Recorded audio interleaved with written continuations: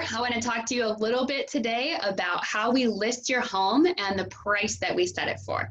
When you work with me, something I really like to do is have this as a collaboration of a process. So I really like homeowners to be involved in the price that we list their home for, so everyone is on the same page and I get your input, which is very valuable to me. So some of the things that we look at are going to be comparables homes, which are homes that have sold recently that are comparable to yours. We look at what's on the market now, so AKA your competition from a buyer's perspective. And then what we don't really look at is going to be any online estimates, your Zestimate, your Redfin, Realtor.com, anything that is an estimate that's based off an algorithm. And we'll get into that a little bit more in detail in a minute. And I want to start off by talking about what we look at when we look at comparable sales. So some of the main things that we want to look at is we set the criteria to be within the last 3 to 5 months what's sold in your area, generally within a half mile or within your specific neighborhood. So if you're in South Park, for example, we're not going to pull in things that are necessarily within a half mile from you because we could be crossing over into neighborhoods that have different price points. So it is important to be hyper local when we need to be to price your home at the best price possible. So we're going to look at that past 3 to 5 months. We're going to look at homes that have the similar bedroom and bathroom count as well as square footage. And then we're going to look at price per square foot for that.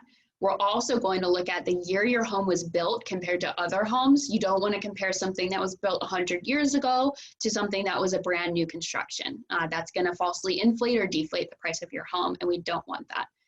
We're also going to look at the style of your home. So if you have something like an older craftsman, we're going to take that into account and try our best to compare it to other similar homes. This isn't always possible, but it's definitely something we take into account. And finally, we're going to look at the condition of your home. So this is one of the reasons that those estimates, those online estimates don't work, because they don't take into account what the inside of your home looks like, what upgrades you've done or haven't done compared to other similar homes. So we are definitely going to take into account whether or not other people had upgraded certain aspects of their home, especially things like a remodeled kitchen or bathroom are important. The use of outdoor space, the size of the lot, these are all things we factor in. So the process works like this. I'll pull together the list of comparable properties. We'll review them and compare and contrast to your home. Is your home maybe a little nicer than this one, but maybe a little smaller than this one? And that's how we set your list price. We want to make sure the list price is correct because within the first 2 weeks, that's when we're going to get the most attention on your home.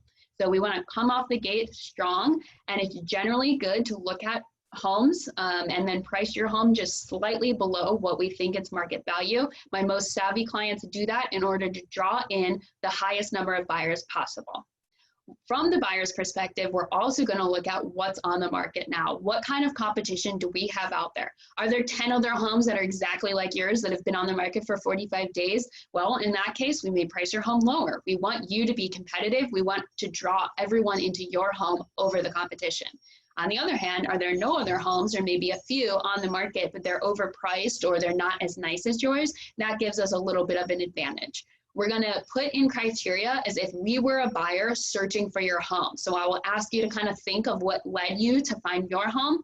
And so, for example, if we're looking for a 3-bedroom townhome in the Golden Hill area or in Point Loma, we're going to look at those exact criteria in that area and then other areas that are similar to it to see the value of what you're looking at if you were a buyer who would purchase your home. That's going to be the main points that draw us into your list price.